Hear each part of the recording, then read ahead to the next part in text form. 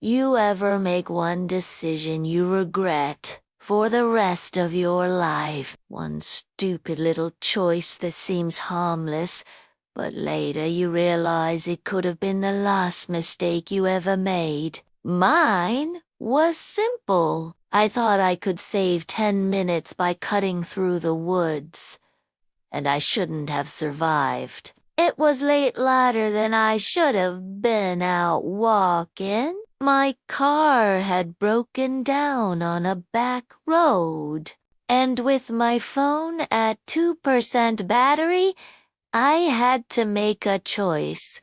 Stick to the long winding route back toward town, or cut through the woods. Locals always said not to go into those woods after dark. They'd lower their voices when they said it, like even mentioning the place gave them chills. People go in and don't come out, they'd whisper. But when you're cold, tired, and stranded, superstition feels like a luxury. I tightened my jacket, told myself it was just trees and dirt, and stepped off the road into the dark. The first thing I noticed was the silence. Out on the road, I'd heard crickets, the distant rush of cars, the occasional bark of a dog. But under those trees, it was like stepping into a different world.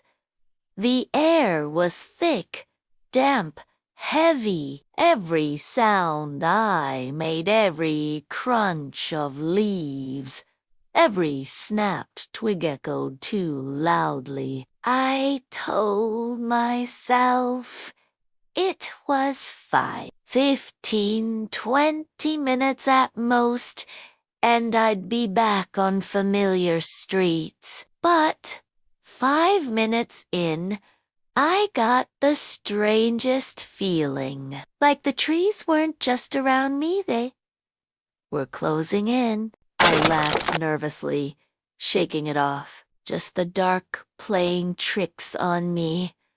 Just my brain panicking because I was alone.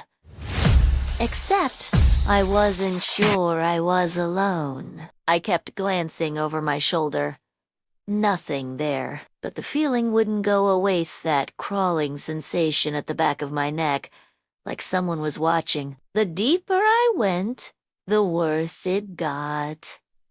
The air smelled wrong, metallic almost, like blood in water. And the trees, God, the trees, some of them looked like they'd been clawed. Long, deep grooves carved into the bark, as though something had raked through them. That was when I decided I'd made a mistake. A big one. I turned to go back the way I'd come, but the path was gone. I swear to you, I'd only walked in a straight line. I hadn't turned, hadn't veered off, but behind me there was no trail, no opening in the trees, just an endless wall of black trunks stretching in every direction. Panic surged up my throat. My phone buzzed in my pocket, the last gasp of its battery before it died. And for a split second the light illuminated something in the dark. Eyes, dozens of them, low to the ground, shining like wet glass, watching me from between the trees. My breath hitched, my legs locked in place. And then, all at once, they blinked out. Gone. I stumbled backward, pulse hammering, whispering to myself that I was imagining it, that my brain was inventing monsters in the dark. But then I heard it. The sound that will haunt me forever. Footsteps. Not mine. Not an animal. Slow, deliberate footsteps circling me in the leaves. That was the moment I realized I wasn't lost. I was being hunted. The footsteps stopped when I stopped. That's how I knew. Because if it were just my imagination, the forest wouldn't play along like that. I stood frozen, my lungs burning as I tried to keep quiet, my ears strained for any sound, any hint of where it was. But all I heard was the faint drip of water somewhere deep in the woods, and then, slowly, a crunch of leaves right behind me. I didn't look. My body knew better, even if my brain screamed at me to turn around. Instead, branches whipped at my arms and face as I tore through the trees, not caring if I was going deeper into the woods, just needing to move. My legs pumped, lungs searing, but the sound followed me steady, patient, never rushing, like it knew I couldn't outrun it. I stumbled into a small clearing, moonlight spilling onto a patch of mossy ground. For one breathless second, I felt relief at seeing open space until I realized what I was standing on. A circle of stones. Not random, not natural, placed carefully, evenly, forming a ring maybe 10 feet across, and in the center, blackened earth, like something had been burned there over and over again. I staggered back, dread crawling up my spine, and then a whisper brushed against my ear. "You shouldn't be here." My heart nearly stopped. I spun around nothing but trees and shadows, but when I looked back at the stone circle, it wasn't empty anymore. A figure stood in the center, tall, too tall. Its limbs were wrong, stretched like someone had grabbed the joints and pulled until they almost tore. The head tilted unnaturally, no face, just a shifting blur of shadow where its features should have been. My scream caught in my throat. I stumbled backward, tripping over a root, crashing hard onto the ground. The thing didn't move. It just watched, and then, slow as death, it raised one elongated finger and pointed. "Behind me!" I twisted, heart slamming against my ribs end, saw another pair of eyes in the darkness, then another, and another, dozens, hundreds. Encircling the clearing, I scrambled to my feet, shaking so badly I nearly fell again. The faceless figure lowered its hand, and the eyes began to move closer. That was when instinct took over.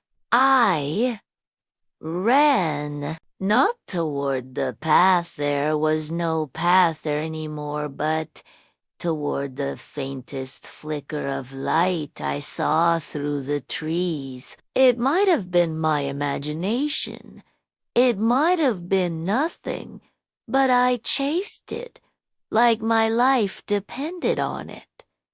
The footsteps followed, always close, always just behind. The trees seemed to twist and shift around me, branches clawing, roots tangling my feet.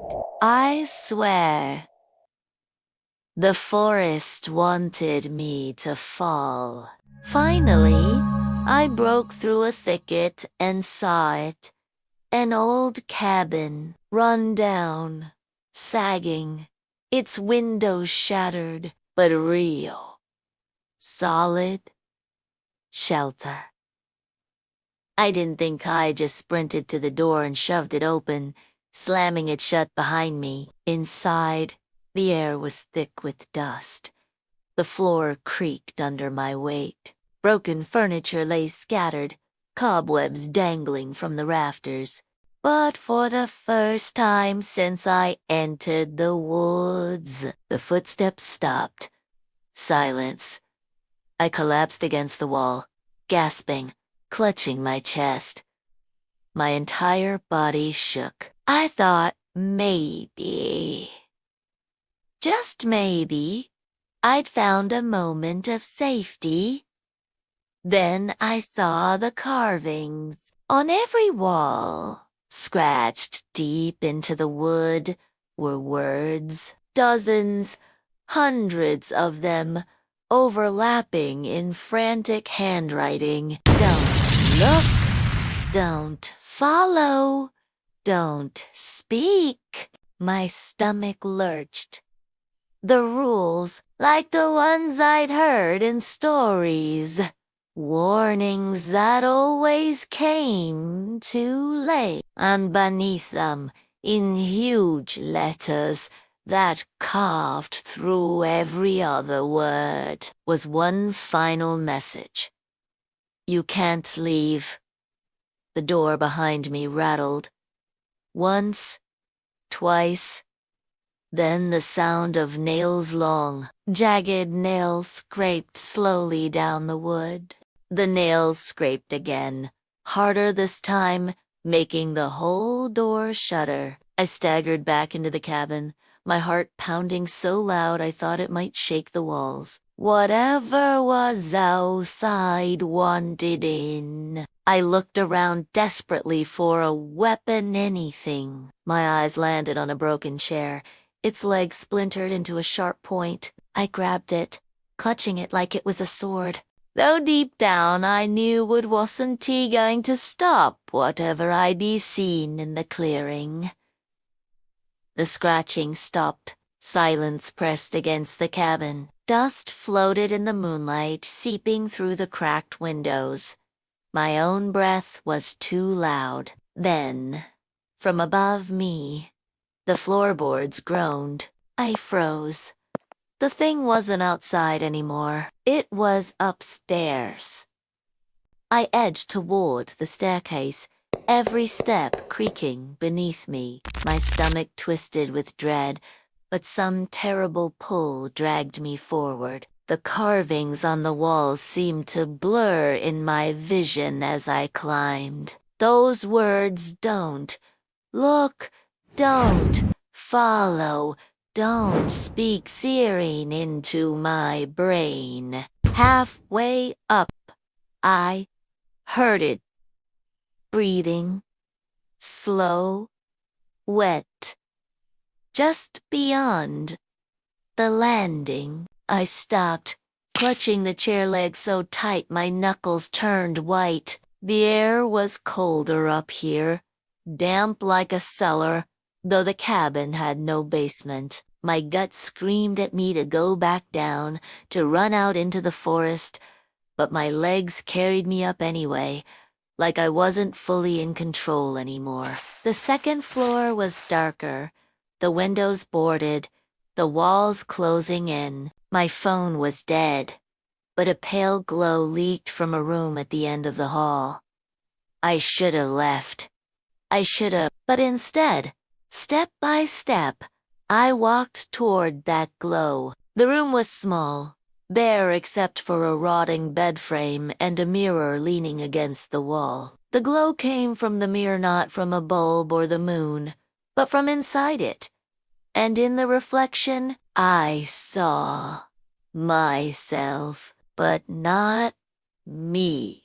The figure in the glass had hollow eyes and skin stretched too tight, its mouth wide with a grin I wasn't making. It raised its hands slowly, deliberately, and pointed at me. "No?"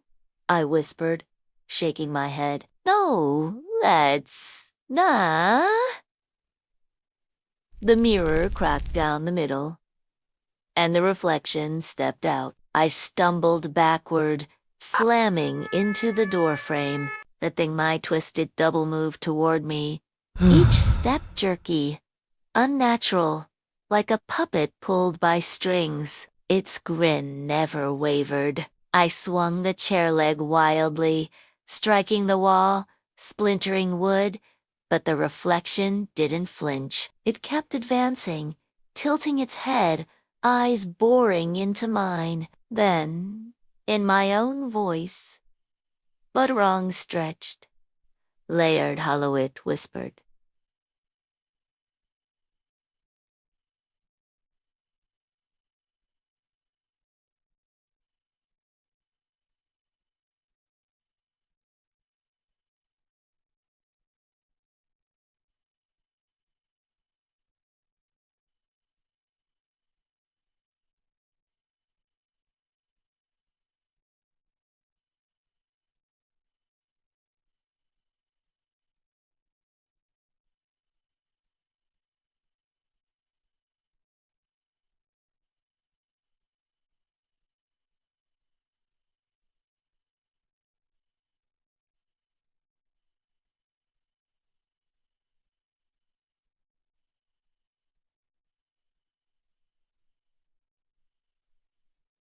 I screamed and swung again, this time connecting with the mirror. Glass exploded outward, shards slicing my arms, my face.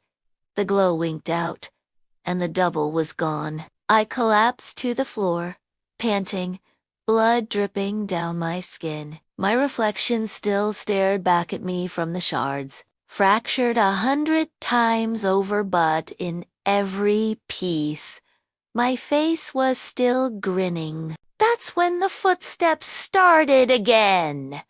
Not upstairs, not outside, but everywhere, all around the cabin.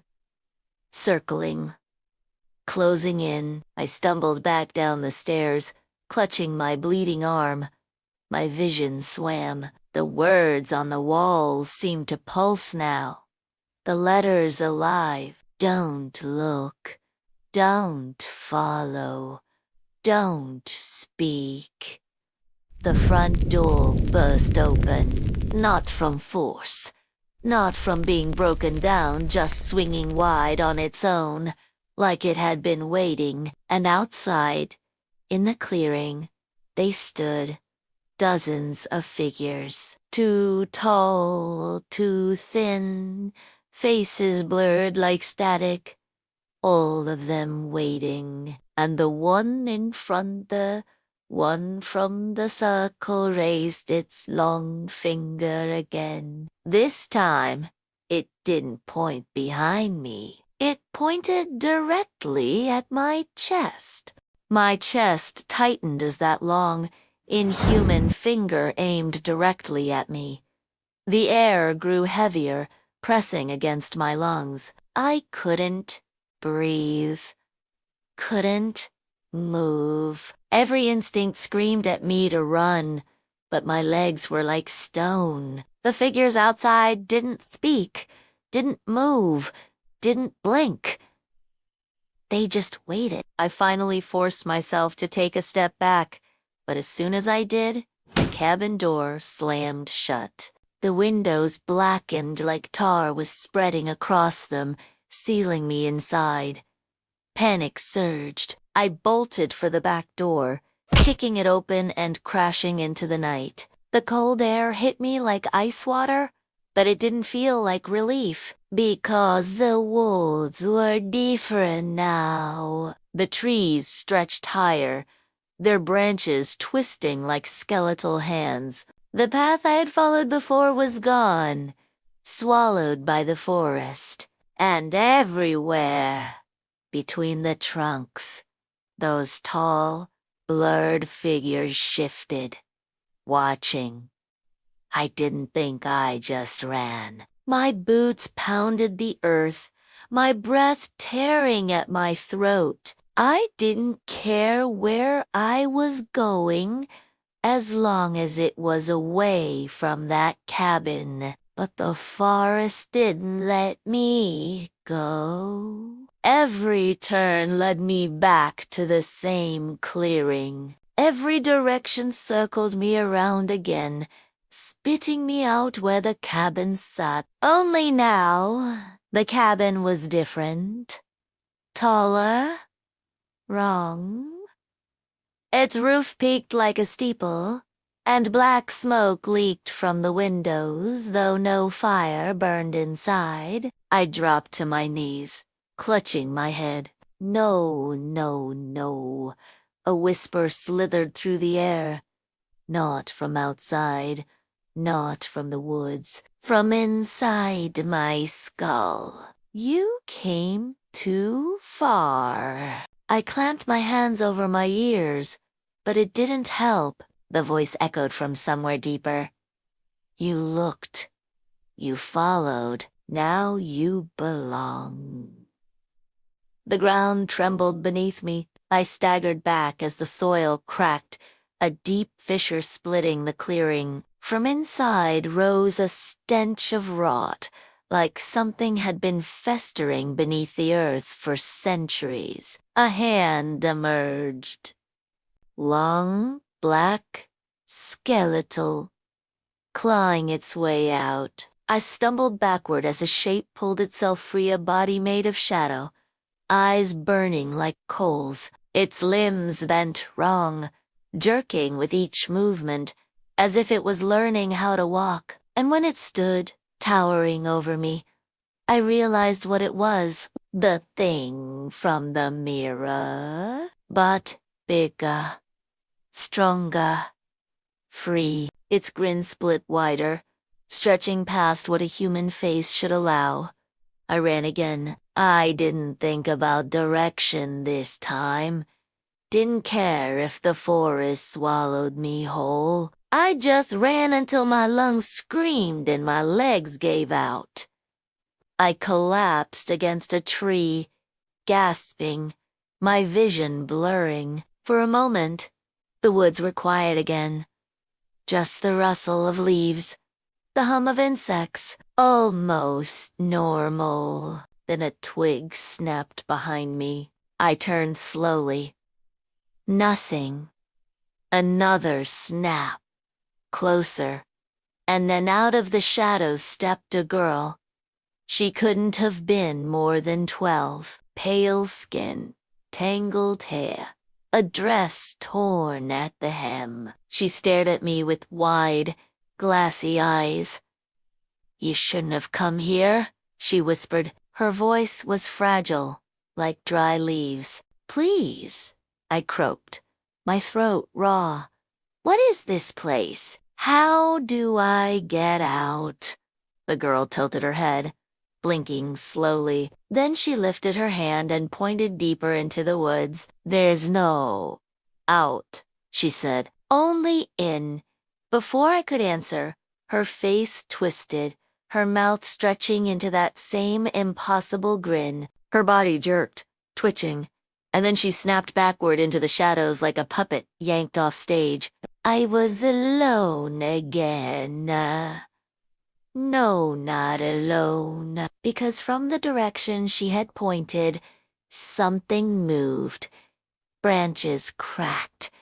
Leaves rustled. The shadows thickened, crawling closer like liquid night. And somewhere in that darkness, something breathed. Loud, hungry. I staggered to my feet, every nerve on fire. My only thought was survival.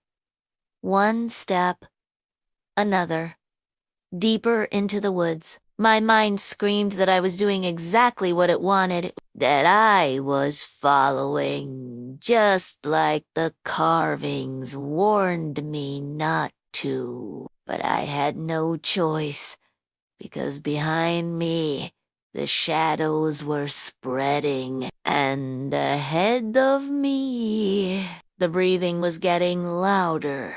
The breathing drew me forward like a rope around my chest, pulling me deeper into the woods. My body wanted to stop, to turn back, but my legs kept moving. Each step felt heavier, like the forest itself was guiding me, forcing me. The air grew colder, thicker. My breath puffed white in front of me, and a fog began to roll across the ground, coiling around the trees. Then I saw it. A tree.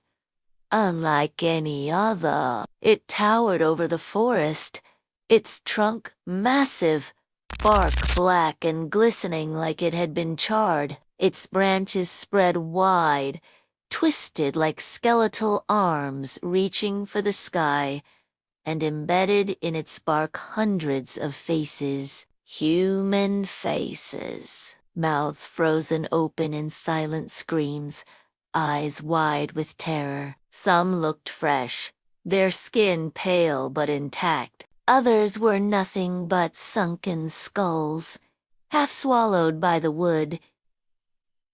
My stomach lurched, bile rising in my throat. I stumbled back, but my heel caught on a root, and I fell hard into the dirt. The fog coiled around me, cold and suffocating. The breathing grew louder, and then the ground beneath me shifted. No moved. The soil bulged, rising like something beneath was trying to crawl out. Cracks split the earth, and skeletal hands clawed upward, pulling broken bodies into the open. Figures of shadow and bone dragged themselves free, their hollow eyes glowing faintly. One of them lifted its head, and I realized with horror it wasn't just a faceless monster. It was someone. A man, his features half-eaten by bark and shadow, his mouth opening and closing silently like he was begging for help. I scrambled to my feet, heart hammering. The faces on the tree began to move, their mouths working, eyes rolling, all of them whispering at once. Stay, join, belong.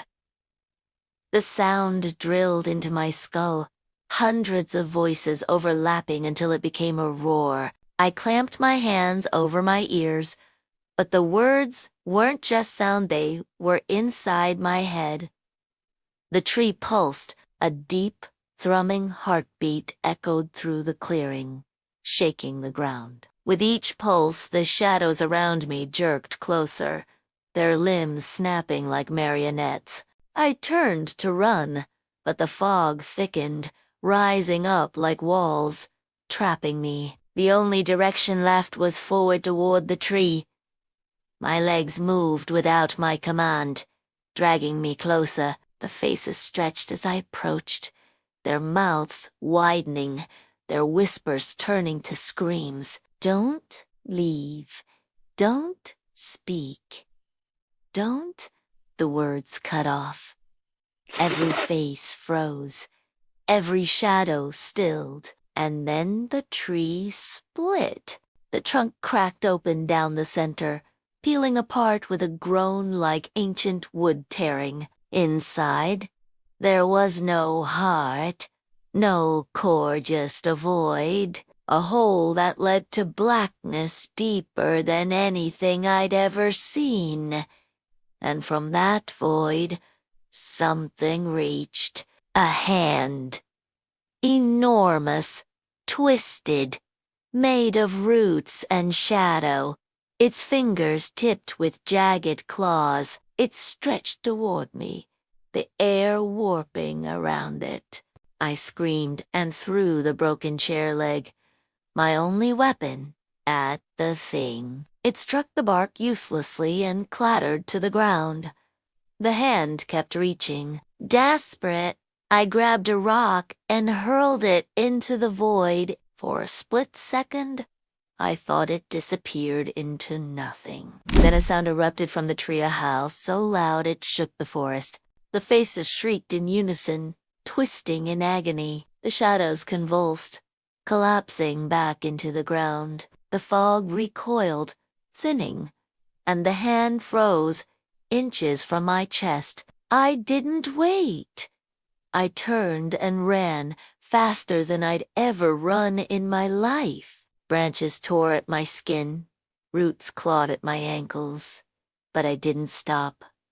I didn't look back. Somehow, impossibly, the forest began to thin. I saw moonlight breaking through, the trees giving way. My chest burned, my legs threatening to collapse. But I kept going until finally burst out of the woods and onto asphalt, the road. I fell to my knees, sobbing, the cold pavement solid and real beneath me. Behind me, the woods loomed dark and silent, the fog curling back into the shadows. But just before I dragged myself to my feet, I heard it, a whisper, soft as breath, against my ear. You can't leave.